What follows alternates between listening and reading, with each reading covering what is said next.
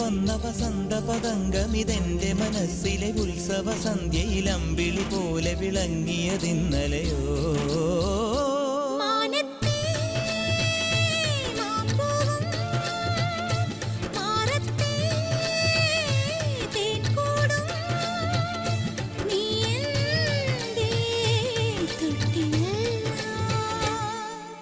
ഒരു മഴപ്പക്ഷി പാടുന്നു, ചെറുമുളം തണ്ട് മൂളുന്നു, മുറിവെഴും നെഞ്ചുമായി രാവിൽ.